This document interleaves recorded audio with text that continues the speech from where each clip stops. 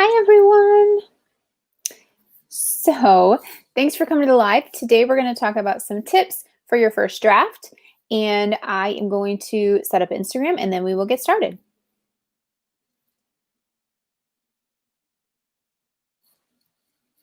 Hi, everyone. So, today we're live on Instagram and Facebook and YouTube, and we're talking about some tips for your first draft, writing your first draft. It's such a fun topic for me because writing is my favorite part of the process. I love the process of drafting, getting the story out, seeing what actually comes out as I'm writing, and just all of the details and all of the fun things that come along with that. So we're going to talk about a few tips that I have, and this is just such a weird angle. Hang on. Okay, there we go. It's a little bit better. It does this weird like drifting thing. Anyway, okay, so let's get started. The first tip that you need to know when you're writing your first draft is to just keep it simple. You don't want to be too complicated. You don't want to worry about too many of the details. You really just want to keep it simple. Tell the story as best you can in the moment, and don't worry about getting bogged down and all the little research you need to do. And of course, this is me telling myself this too, because I tend to get bogged down in some research as I'm writing. But just remember, you don't have to research things. I've seen authors like put a little tag in, maybe in place of a character's name, or just, hey, I like to use, I use bookmarks in pages, and I can actually tag and say, like, oh, you need to go back and reference this, or you need to go research this or something, so that you can move through. So keep it simple. Don't be too stressed about all of the details. All right, number 2 is to give yourself grace. Don't beat yourself up if you do get stuck in the research, or you do get stuck trying to figure out somebody's name or something. The best part about writing and the drafting process is that you want it to be fun. You just want to have a lot of fun with it. So don't be too hard on yourself. Don't worry about it too much. It will be fine, I promise. Just have fun with it. Give yourself the grace that you need so that you're not so stressed out with it, or you won't enjoy it and you won't want to do it. Okay, so the next step, let's see, we're on 3, is to make a plan.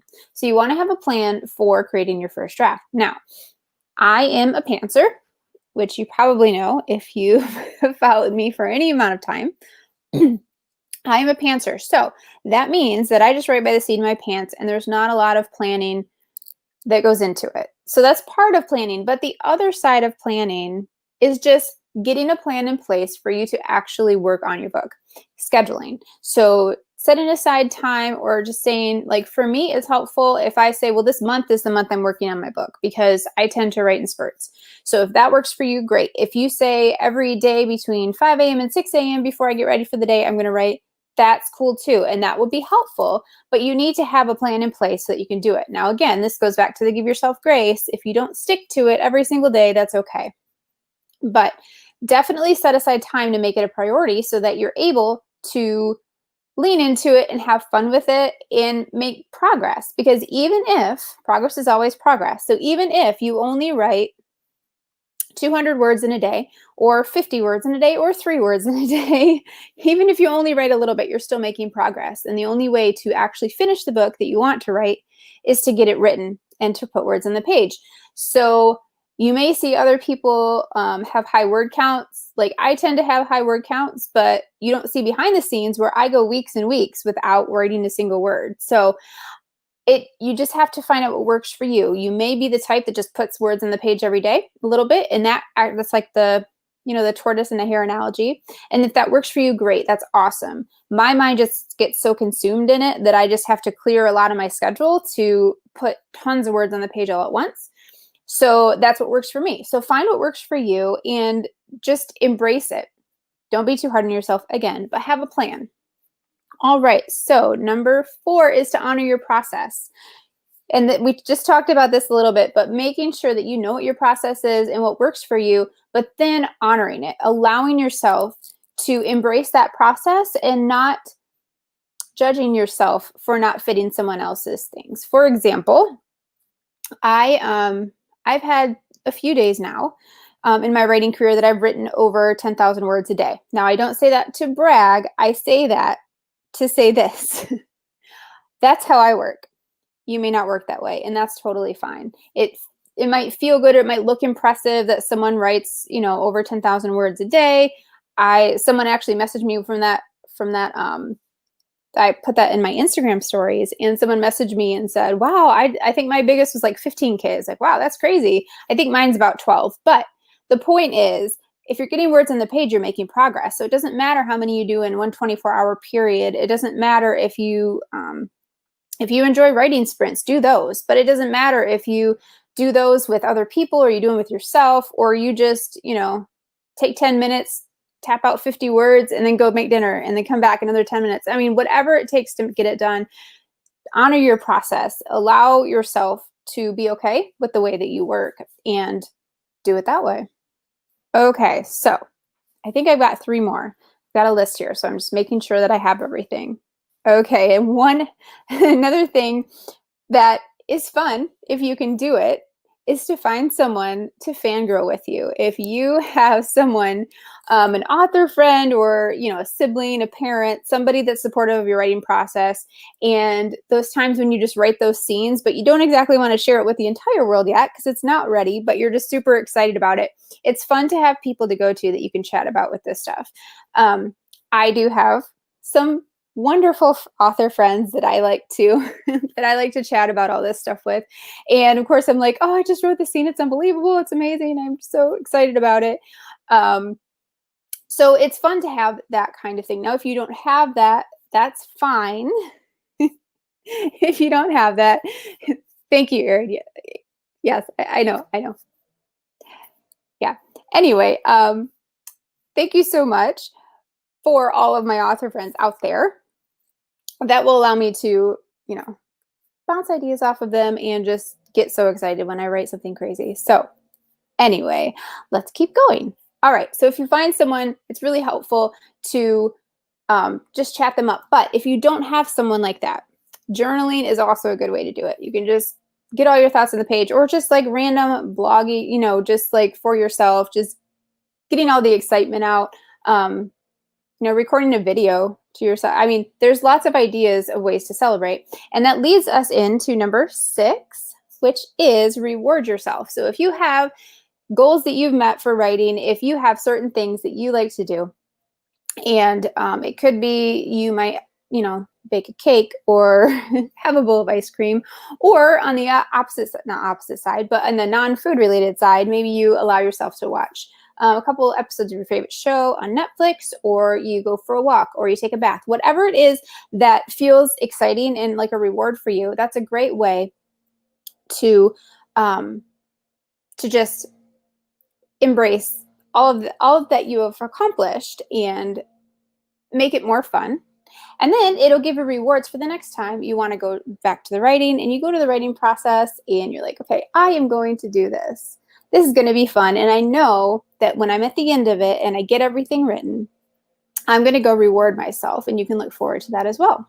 Okay, but the most important thing, number 7, is to have fun. The drafting process is super, super fun. So on your first draft, whatever you are doing, however much fun, I know it doesn't always feel like it's really fun. Sometimes the words fight with you, but keep in mind that we write because we enjoy it, and it's a super fun process, especially for me. But, and I found this quote, and I think it's Terry Pratchett, but I don't know. Don't quote me on that. But the quote is, first draft is just you telling yourself the story. So remember that the first draft is just you having fun. Even if you're a plotter and you've plotted out and you think you know where the story is going, I've heard from plotters that that's not always the case. That's not always what happens. The best laid plans, and then it just kind of goes awry, and that's okay, because that's the fun part about writing. So embrace that. Embrace your style. Embrace what you bring to the process, and allow yourself to have the fun. Reward yourself. Just, go crazy with it. Okay, so those are the 7 points that I wanted to talk about today, but I did have a really great question when I posted on Instagram that I was going live. I had someone give me a question, and I wanted to talk about that for a little bit because I think it'll be helpful. Here, I'm adjusting this again because it just keeps migrating. I don't know. It's like the stand I have or something. But anyway, okay. Well, we're just going to leave it for now. Okay, cool. So, but the question was, and I don't remember exactly, but it basically was, do you suggest if you edit while you're writing your first draft? And if so, or if not, how do you avoid doing that? Okay, so I think this is going to make a great YouTube video. So you may see a YouTube video in the near future addressing this issue more in depth, but we'll talk a little bit about it here. And if you, always, if you guys have any questions, please let me know, because I'm watching comments.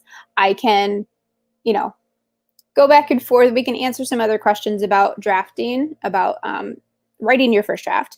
But I wanted to address this issue about editing. So I have an unpopular opinion about this. I actually think it is okay to edit while you write your first draft. Now, there are some caveats. Of course, there's always caveats. So the first thing is, if you are not writing as quickly as you would like, and you are getting bogged down because you're editing as you go, then don't do it. I mean, that's the long and short of it. If it is halting you from your progress and making the progress you want to make, don't do it. However, the reason I recommend it, and the reason, well, I don't know, I would say recommend, the reason I say it's okay to do, and the reason I do it myself, is because I'm a pantser, and I have a very short, like, memory when it comes to writing. Like, I don't remember what I wrote the day before. So I usually go back and reread what I wrote the day before, do very, very light edits. Now, light edits, I'm talking, like, I don't bog this down. I don't look for like show versus tell and like it's like super, super obvious. But if I'm missing a word, for me, it's a really great time to catch those mistakes. It's a really great time to say, oh, I'm missing a word here. I can throw this in because it's still fresh in my head, mostly in the last 24 hours.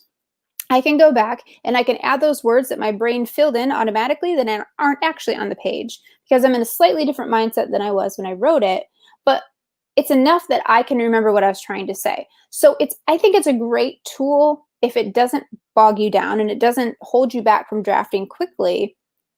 It can be a great tool to catch those things initially when it's still kind of fresh in your mind, as opposed to when you're looking back 2-3 months from now after you've let it, drafted it and you let it sit for a while, and then you're looking back and you're like, what on earth was I trying to say? Sometimes it's helpful to just do a quick overview there and get that done. Now, again, editing is okay during the first draft if and only if it doesn't slow you down. If you are writing as much as you want to write, as quickly as you want to write, if it makes sense to you that way. Like, for example, I could not just open my document and start writing.